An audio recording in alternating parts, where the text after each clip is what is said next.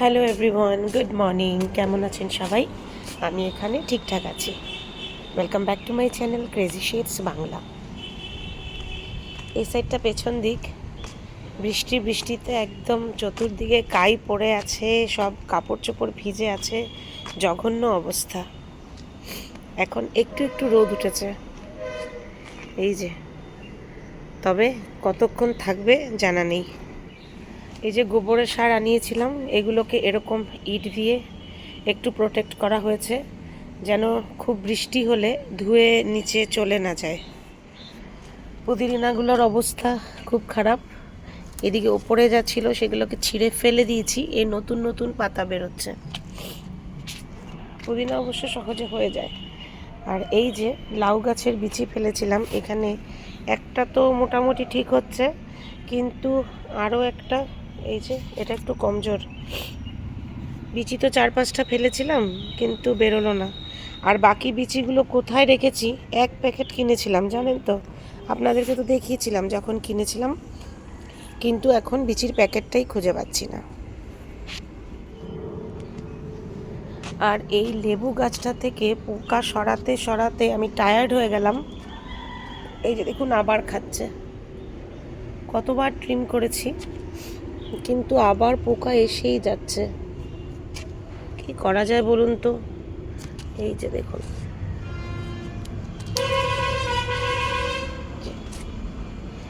শুঁয়াপোকার মতন পোকা। এটা তো একটা পাতাও ছাড়ছে না। এগুলো গন্ধরাজ লেবুর গাছ, পাতা ছিঁড়তেই কি সুন্দর গন্ধ বেরোয়, কিন্তু আদৌ লেবু হবে কি না জানি না। কলমগুলো এনেছিলাম বাবার বাড়ি থেকে। এই যে অ্যাডেনিয়ামের চারাগুলো এরকম লুকিয়ে রেখেছি বৃষ্টি থেকে বাঁচানোর জন্য। তবে মনে হচ্ছে একটু রোদ দরকার এদের। এই দেখুন, সুন্দর হয়েছে, কিন্তু আরও একটু বড় হোক, তারপর আলাদা আলাদা করে রেখে দেবো। এত নাজুক হয় না এদের কডেক্স, এখন তো একদম সফট। পুরো বালুর মধ্যেই আছে, কিন্তু এরা কোনো মাটি নেই, সার নেই, কিছু নেই, শুধু প্লেন বালু। ব্রেকফাস্ট নিয়ে বসে পড়েছি, একদম সাদামাটা ব্রেকফাস্ট। পেঁয়াজের পরাঠা উইথ দহি আর চা। তাড়াতাড়ি ব্রেকফাস্ট করে বেরোবো, যাব একটু ইলিশ মাছের খোঁজে।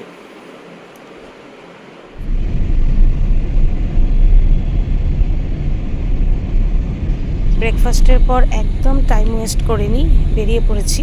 বলেছিলাম না মাছ বাজার যাব। আমার এখান থেকে বেশ দূর এই বাজারটা, কিন্তু আমার যেটা পাশে আছে বাজার, সেটাতে মাছ মানে নিজের পছন্দ মতন পাওয়া যায় না। আমার একেবারেই ঘরের পাশে একটা ছোট্ট মাছ বাজার আছে, সেখানে তো আমি কোনো দিন সেখান থেকে আমি কোনো দিনও কিনিনি। তারপর যেটা একটু বড় বাজার মাছের, সেটা হলো আমার বাড়ি থেকে ধরুন 4 কিলোমিটার ডিস্টেন্স এরকম হবে। জেনারেলি আমি ওখান থেকেই মাছ নেই, আর আপনারা আমার ব্লগে সেই বাজারটা অনেকবার দেখেছেন, যেখানে রুই কাতলা একদম জিন্দা পাওয়া যায়, একদম সাঁতার কাটছে জলের ট্যাঙ্কে, সেরকম মাছ। কিন্তু এখন যে বাজারটায় যাচ্ছি সেটা বড় হলেও এখানে জিন্দা মাছ রাখে না। তবে সকাল সকাল আসলে এখানে মাছের অনেক ভ্যারাইটি পাওয়া যায়, আর অনেক বেশি পরিমাণেও মাছ দেখা যায়। আসলে এটা মাছের হোলসেল মার্কেট। চলুন দেখা যাক ইলিশ আছে কিনা।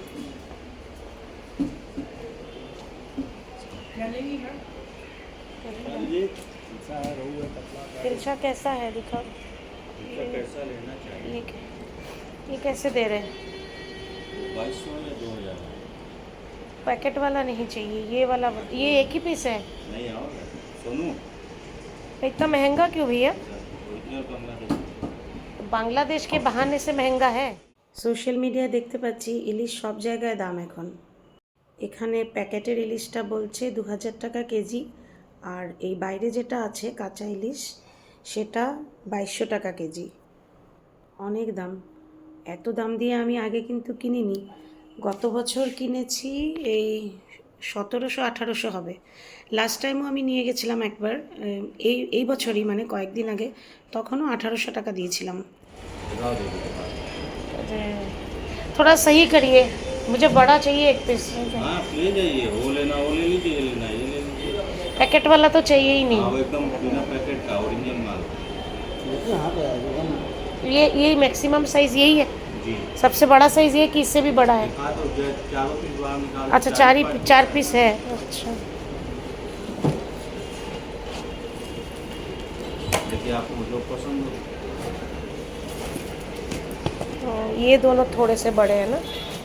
মোটামুটি ঠিক আছে এই ইলিশগুলো, তবে আমাদের ওদিককার মতন অত ফ্রেশ নয়। কিন্তু এখানে বসে এর থেকে বেশি আর আমি কী আশা করব। এরা তো রোজ রোজ ইলিশ আনায় না, একবারে এক লট নিয়ে আসলো, যে কয়দিন চললো, তারপর শেষ হয়ে গেলে আবার হয়তো আনাবে। তাই ঠিক যখন ওরা মালটা আনায়, যদি আপনি 1-2 দিনের মধ্যে মার্কেট আসেন, তাহলে আপনি লাকি, একটু ভালো ইলিশ পেয়ে যাবেন। এখানে তো প্রচুর লোকে আর ইলিশ খায় না, আর এত দামি মাছ ওরা ট্রাই বা করবে কেন? একটা ছোট্ট কিন্তু খুব মজার গল্প বলছি। এলাহাবাদে আমার ঘরে যে ডোমেস্টিক হেল্প আসতো, ওর নাম ছিল সঙ্গীতা। ও ডেইলি আমার ঘরেই লাঞ্চ করতো, ননভেজ খেত, তাই আমি ওকে একদিন ইলিশ মাছ টেস্ট করার জন্য দিলাম। খেতে পারবে কি না তাতে আমার একটু ডাউট ছিল, কিন্তু বাড়িতে রান্না হয়েছে আর ওকে দেবো না, একটু কেমন দেখায়, তাই ওকেও সার্ভ করলাম, কিন্তু জেনে বুঝেই খুব বড় পিস দিইনি। ও খেতে পেরেছে, কিন্তু খুব কষ্ট হয়েছে ওর কাটা বেছে খেতে। খাওয়ার পরে কি বললো জানেন? बोलो दीदी, इतनी कांटे वाली मछली इतना महंगा क्यों, और इतना खर्चा करके इस मछली को खाने की भी क्या ज़रूरत है, ये मछली आगे से बनाएंगे तो मुझे मत दीजिएगा। শুনে হাসিও পেয়েছিল, আর একদিকে একটু স্বস্তির নিঃশ্বাস ফেললাম, যে নেক্সট টাইম ওকে যদি না দেই তো খারাপ পাবে না। पापदा कैसे? पापदा 600, ये 2816 रुपया हुआ। आपने कितना लगाया? 2 kg 2000 कितना लगाया? 2200 लगाया ना। ये वजन है, ये रेट है, ये पैसा है। करिए।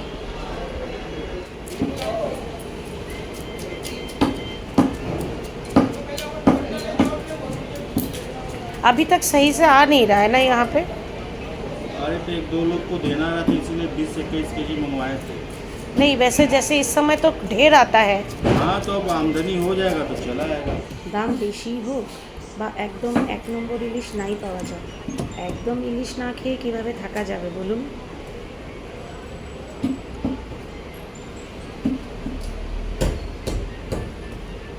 अंडा नहीं है ना, थोड़ा सा है।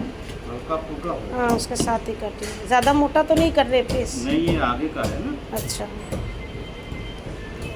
এই মাছওয়ালা ভাইয়া খুব যত্ন করেই পিসগুলো করছেন। ইतना संभाल के পিস বোঝাই যাচ্ছে দেখে উনি ইলিশ মাছের ভ্যালু খুব ভালো বোঝেন। अक्टूबर तक तो आना चाहिए ना। हाँ हाँ।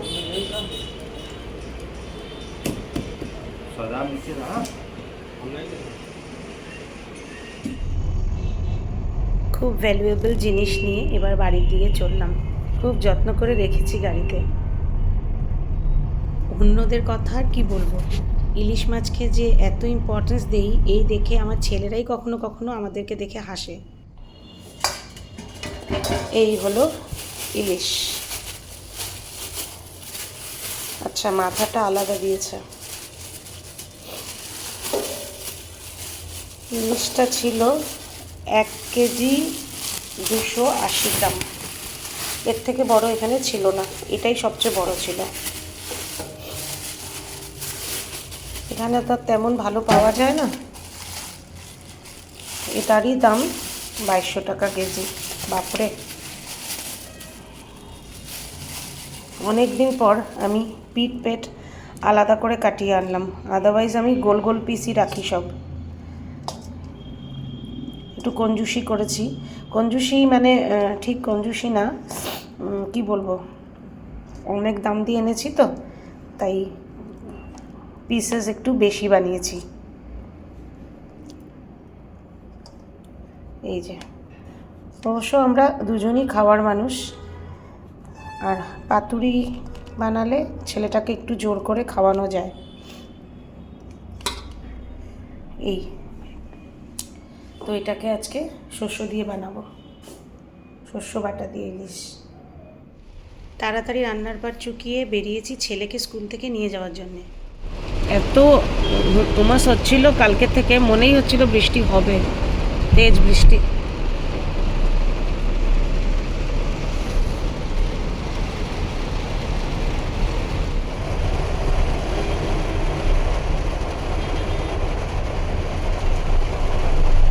কি অবস্থা, রাস্তা একদম নদী।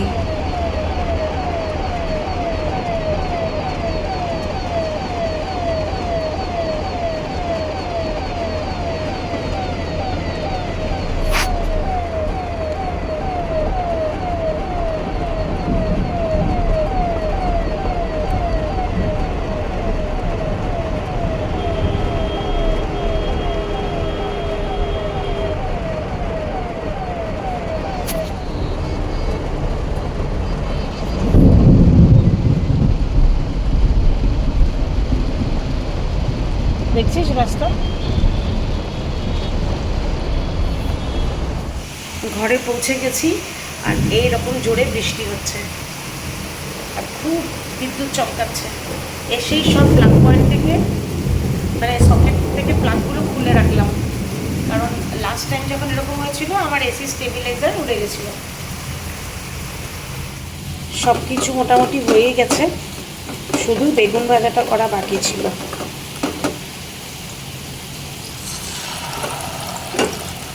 ইলিশ শস্য আর আজকে হতে পারেনি, কারণ মাছটা যখন ধুয়ে রেডি করলাম তারপরেই ঘরের লোক এসে গেল, মানে কিছু কাজের লোক।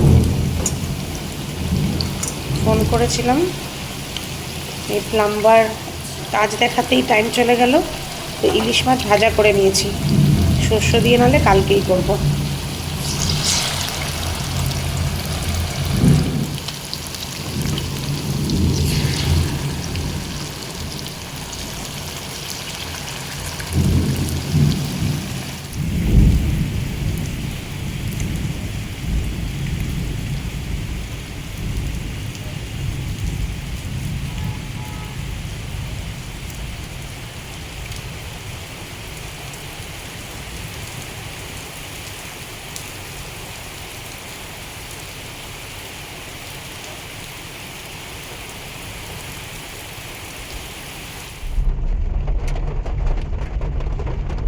অনেকক্ষণ পর আবার ভিডিও বানাচ্ছি।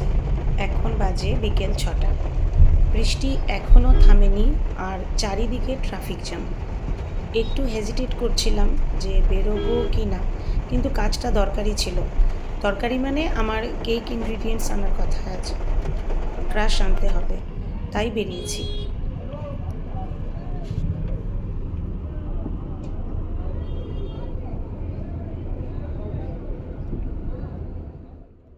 যেখানে যেখানেই ফ্লাইওভার পাচ্ছি তার নিচে অনেক লোক দাঁড়িয়ে আছে, আর বেশিরভাগই স্কুটি আর বাইকওয়ালারা। বৃষ্টি হচ্ছে তো একটু মাথাটা বাঁচাবার জন্যে, কিন্তু এতে অন্য গাড়িগুলো যেতে পারছে না, প্রচণ্ড ভিড়।